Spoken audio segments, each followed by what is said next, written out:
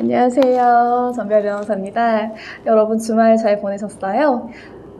어제 일기예보에서 굉장히 오늘 새벽부터 눈이 많이 내릴 거다라고 해서 약간 긴장하면서 아침에 출근을 했는데 다행히 제가 출근하는 길에는 눈이 그렇게 많이 내리지가 않았어요. 그리고 제설 작업이 되게 잘 돼 있어가지고 걱정 하나도 없이 잘 왔거든요. 근데 오후나 좀 있다가 뭐 오전 중에 또 어떨지 모르겠지만 이번 주에는 조금 부디 무사히 눈이 많이 내리지 않고 잘 지나갔으면 좋겠다라는 생각이 듭니다.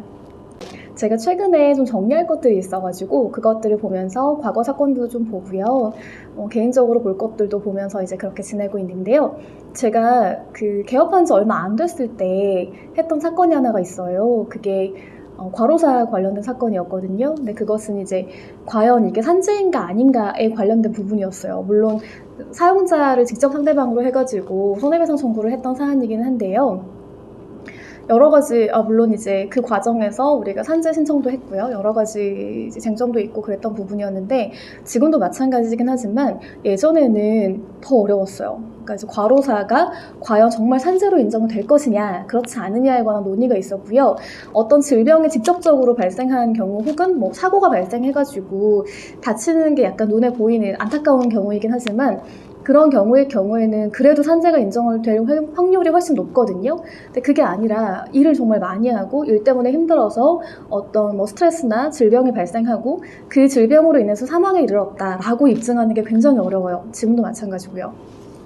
그래서 고용노동부 고시 중에서는 일주의 평균 그 근로시간이 60시간이 되지 않으면 과로사가 아니다라고 이제 판정을 하기도 하거든요. 그 판단 기준이 있는데 저희 사건이 그런 사건이었거든요. 근데 60시간이 안 되지만 굉장히 업무 강도가 높은 그런 사건이었어요. 그래서 이게 정말로 되느냐, 산재가 되지 않느냐라는 부분은 많이 다퉜고요. 결국에는 잘 이렇게 결론이 나가지고 이제 보상을 받으실 수 있게 됐어요. 그런 부분이 있었는데요. 지금 이 판결, 그러니까 대법원 판결이 바로 그런 케이스였어요. 그러니까 이 근로자분께서 일주 평균 근로시간이 60시간이 되지 않는 거예요.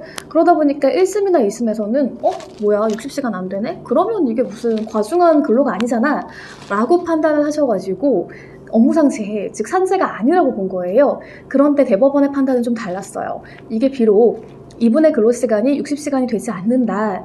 그렇지만 굉장히 업무가 과중하고 스트레스가 많고 그리고 이제 교대제 근무였기 때문에 충분하게 이 60시간이 되지 않는 시간당 근로만으로도 업무상 재해가 발생할 수 있다라고 본 거예요. 굉장히 좀 어떻게 보면 좀 선제적이고 이례적인 판례일 수가 있어요. 그런데 이런 판례가 이제 도출됨으로써 향후에 관련된 사건들에서는 또 비슷한 결론이 나올 수가 있거든요. 같이 한번 보실게요.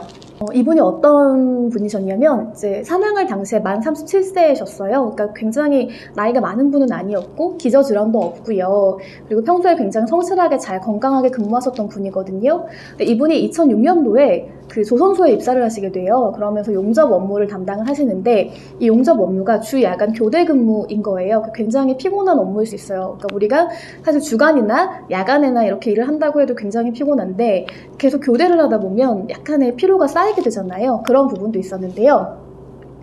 이분이 2016년에 한 11월 정도가 됐는데 1일에서 3일 동안 굉장히 아프신 거예요.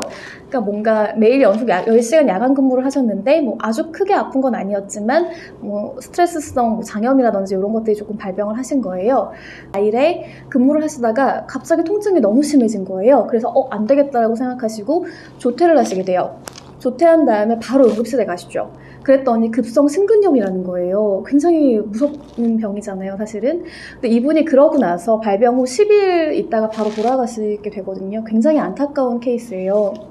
그러다 보니까 유족들께서는 이분의 이런 사망이 업무상 질병이다라고 해가지고 그로 인한 사망이기 때문에 업무상 재해이다라고 보셨어요. 그래서 산재 신청을 하셨는데 공단에서는 이분의 근무 기록을 쫙 봤어요. 이제 사망하시기 그 12주간 그랬더니 일주 평균 근로시간이 뭐 30시간에서 56시간 정도인 거예요. 그러다 보니까 그 고용노동부 기준이 있다고 했잖아요. 그게 60시간인데 일주 평균 근로시간이 60시간이 되지 않는다. 그리고 이 병, 그러니까 급성 심근염 있죠. 이게 업무라거나 어떤 그 과도한 스트레스로 인해서 질병이 발생했고 그로 인해서 사망했다라고 보기 어렵다. 라고 봐서 산재가 아니다 라고 본 거예요. 그래서 유족분들께서 다시 소송을 제기하시게 돼요.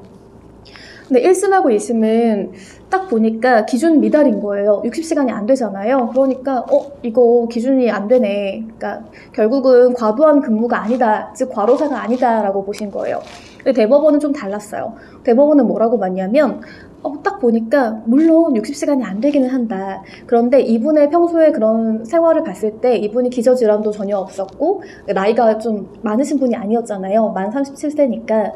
그리고 굉장히 성실하고 뭐 열심히 근무를 했다. 그런데 이분의 업무 형태를 보니까 교대제 근무인 거예요. 주야간. 그러면 굉장히 노동 강도가 높은 편이기도 하고 그로 인한 스트레스도 굉장했다라는 거예요.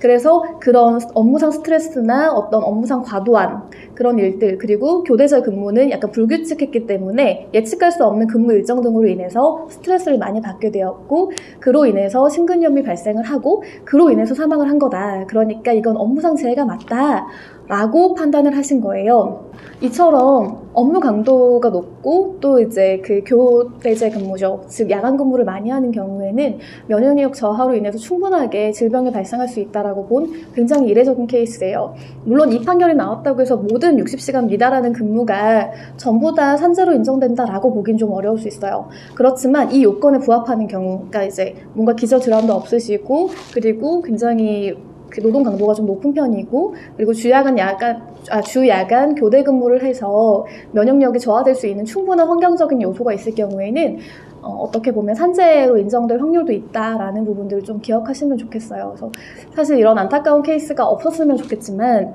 혹시나 이런 것들이 발생한다고 했을 때에는 보상을 받을 수 있다라는 것들을 좀 기억하시고 혹시나 도움이 필요하신 분이 계신다고 하면 그분들한테 이런 판례도 있다더라 라고 알려주실 수 있으면 좋겠다는 마음에서 오늘은 이 판례를 소개를 해드려요. 벌써 1월도 이제 거의 마지막을 향해 가네요. 제가 그 정리를 좀 했다고 했잖아요. 이것저것. 그러면서 과거에 썼던 글들을 좀 봤는데 제가 되게 우연치 않게 15년 전에 작성했던 글을 보게 됐어요. 그러니까 뭐 어떤 것들을 준비하면서 제가 그걸 왜 하고 싶고 그리고 뭐 그곳을 왜 가고 싶고 뭐 이런 글들을 되게 제가 길게 써놨더라고요.